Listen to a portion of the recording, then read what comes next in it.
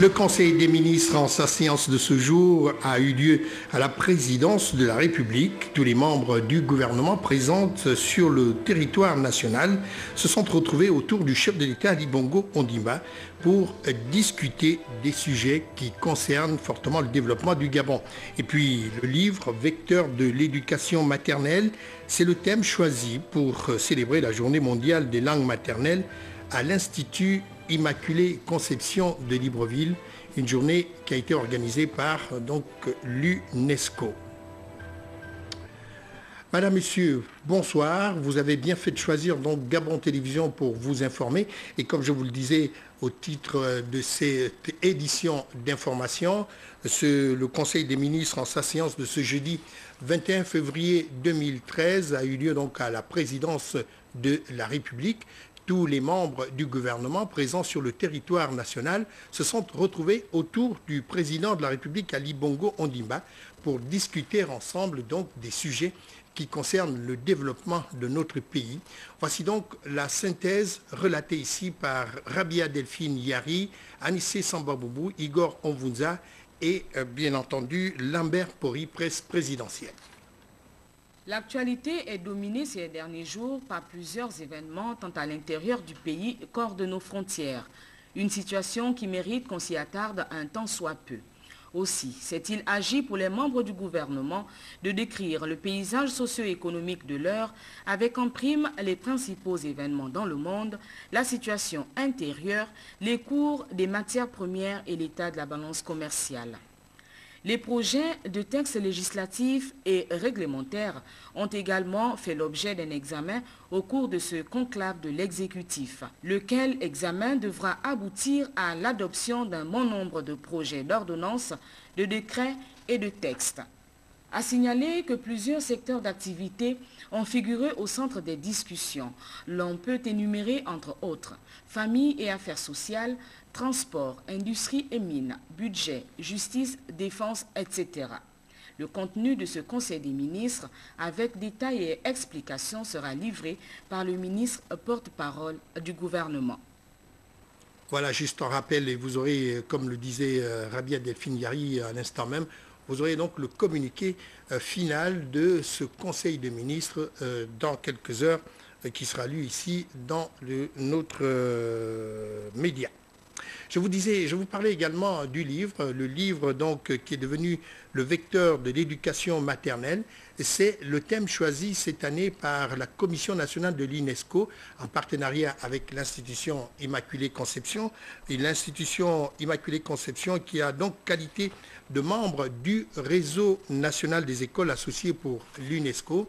Eh bien, je ne vous en dis pas plus. Voici le compte-rendu de Stevie Oyan Mesui et Jean de Dieu Mambondo. Mbolani, Benelana à son au Kwale Lisa Rose. Mbolani, Miekoko Nenkili est tombé à Lisson, Mieremienne. Convaincu que les langues maternelles constituent les instruments les plus puissants pour préserver et développer notre patrimoine matériel et immatériel, l'UNESCO proclame en novembre 1999, lors de la 30e promotion de la conférence générale, le 21 février comme étant la journée internationale de la langue maternelle. La journée internationale de la langue maternelle est une occasion privilégiée de souligner l'importance des langues pour l'identité des groupes et des individus au fondement de toute vie sociale, économique et culturelle. Avec pour thème le livre Vecteur de l'éducation matérielle, cette célébration sur le plan national permet de prendre conscience de l'importance de notre propre diversité et richesse linguistique et revisiter la politique nationale de protection et de promotion de nos langues nationales mise en place par les autorités gouvernementales. Marquée par une conférence consacrée à la promotion des langues nationales, votre établissement a été celui qui a eu l'audace de braver les conceptions rétrogrades de notre pays pour pouvoir comprendre la nécessité d'enseigner les langues gabonaises. Et et à la prestation de la chorale en langue, la Journée internationale de la langue maternelle a également permis aux autorités de notre pays de réaffirmer leur détermination à faire la promotion de nos langues locales. Au plan national, l'introduction de nos langues maternelles dans notre système éducatif demeure un sujet préoccupant et toujours d'actualité. En effet, les actes adoptés des États généraux de l'éducation et de la recherche et de l'adéquation formation-emploi y ont consacré une place importante dans le processus de réforme de ces systèmes. Apprendre sa langue maternelle est donc une façon de s'approprier le patrimoine de sa communauté culturelle afin d'en assurer la transmission aux générations futures et sa pérennisation. Restons toujours dans le même ordre d'idées pour souligner et poser une question essentielle sur le bilinguisme, mythe ou réalité au Gabon. Pourtant, ce thème donc se confirme dans les écoles maternelles privées de notre pays. C'est le cas, par exemple, de cette école maternelle privée qui s'appelle le Guide de nos enfants, qui est un exemple parmi tant d'autres. On va retrouver tout cela avec Armel Baoulé sur les images de Marlise Mengue. Dans un pays francophone tel que le Gabon, le fait de pouvoir s'exprimer dans la langue de Molière ou de Shakespeare, c'est déjà un avantage considérable pour ces jeunes élèves inscrits dans cette école bilingue privée où des cours d'anglais sont organisés au quotidien. What's your name? Very good. Clap one, clap two. Ici, les élèves manipulent aisément les sons. Le cours paraît amusant. On peut même se rendre compte qu'ils n'ont pas de problème à passer d'une langue à une autre. My school is le guide de nos enfants. My teacher's name is Kambela John Peter. You are. You are. He is. He is. She is. She is. It is. It is. We are. We are. You are. You are. They are. They are. Very good. L'apprentissage de la langue anglaise revêt un double intérêt chez les enseignants et pour cause. Nous commençons à initier les enfants en classe de grande section. Grande section, c'est-à-dire 5 ans. Oui, c'est d'abord l'éveil. Ah oui. L'éveil, donner l'amour, donc la matière aux enfants. C'est dire son nom, c'est-à-dire l'environnement, comment je m'appelle, et dire bonjour, dire goodbye.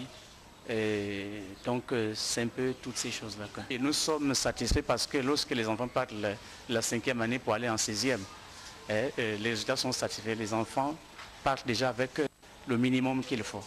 Au fil du temps, la langue de Shakespeare donnerait certains avantages considérables à la société gabonaise. Mais l'école gabonaise peut-elle s'inscrire dans cette nouvelle impulsion? Là est toute la question. Le Conseil économique et social du Gabon, vous le savez, qui est en session ordinaire, qui ne manquera certainement pas un jour de consacrer une session ordinaire pour l'apprentissage de nos langues maternelles. Le Conseil économique, disais-je, donc, poursuit ses travaux et ce jeudi, donc, le tour est revenu au directeur de cabinet du président du Conseil économique et social et environnemental de France, donc d'animer une conférence débat. Voici la trame de cette conférence des débats dans ce compte-rendu de Frédéric Alogo-Sessa sur des images d'Idriss Mongala. Lieu de dialogue et de débat, le Conseil économique et social favorise la collaboration et assure la participation à la politique économique, sociale et environnementale de la nation. Son rôle n'est pas de plaire ou de déplaire, de peser dans un sens ou dans un autre, mais d'éclairer le décideur politique, soit en explorant des pistes nouvelles, soit en dégageant des convergences fortes, sans taire les points de désaccord, ni exclure aucun débat, si difficile soit-il. Tel est le point de vue de Jean-Paul Delavoye, président du Conseil économique et social et environnemental de France, qui a commis son directeur de cabinet, Christian Leroux, à venir entretenir les conseillers économiques et sociaux gabonais sur plusieurs thématiques et mécanismes en rapport avec les activités des conseils.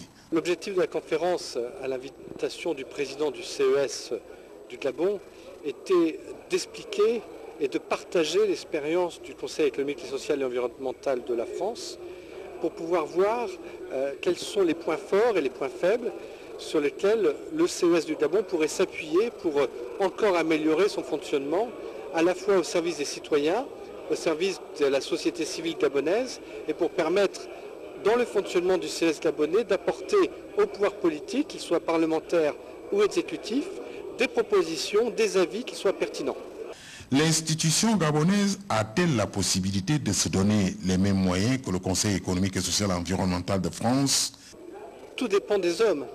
À partir du moment où vous avez à la tête d'une institution comme le CES un homme qui veut en faire un outil utile pour les citoyens, un outil utile pour la société et pour la République du Gabon, il est clair que ça ne peut que fonctionner. Et c'est le sentiment que nous avons eu, c'est que le président Biolé Mba a très envie de faire de son institution une institution utile, a très envie de se donner les moyens de défendre des causes.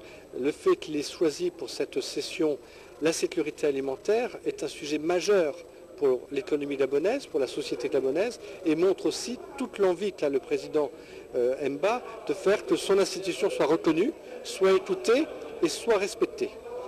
Au terme de la conférence, Christian Leroux a reçu des mains du président du Conseil économique et social, Paul Biya-Yamba, des présents en guise de remerciement de l'exposé édifiant fait aux membres du Conseil après l'ouverture de la première session ordinaire pour l'année 2013. Paul Biya-Yamba, justement président du Conseil économique et social, a profité de cette occasion pour effectivement articuler son propos sur des pans de la démocratie du Gabon et leurs valeurs réelles, des propos recueillis par Frédéric Alogo-Sessa et Idriss Mungala. D'un côté, il y a en particulier la démocratie économique, la démocratie sociale, la démocratie civile, le tout devant former une réelle démocratie participative. La démocratie politique, pour des raisons évidentes et anciennes, semble avoir pris le pas sur les trois autres démocraties, ce qui, à mon avis, est un tort qu'il faut absolument et même rapidement corriger. En effet, la démocratie politique est une démocratie économique, une démocratie sociale et civile, ce qu'une enveloppe est à une lettre. L'enveloppe, c'est le contenant. La lettre, c'est le contenu. La démocratie politique, qui est le cadre, l'environnement, le contenant, ne peut avoir de valeur réelle que si le contenu en a lui aussi. C'est pourquoi au Gabon, l'économie, le social et plus que par le passé le civil doivent désormais peser lourd, avoir de la consistance, être dense, avoir plus que jamais droit de citer pour que le tout forme un ensemble homogène, harmonisé, performant, excellent, en un mot, pour ce qui concerne le Gabon, un cadre émergent, comme l'a déterminé à juste titre son Excellence Ali Bongo Ondimba, président de la République, chef de l'État. Le Conseil économique et social a les prérogatives, l'aptitude, les capacités et les compétences de mener de front ces différents compartiments de la démocratie moderne tout court. Et parce que nous en avons quelques moyens, pas tous, mais des moyens quand même avérés, le Conseil s'organisera pour qu'aucun pan de la démocratie ne soit en reste.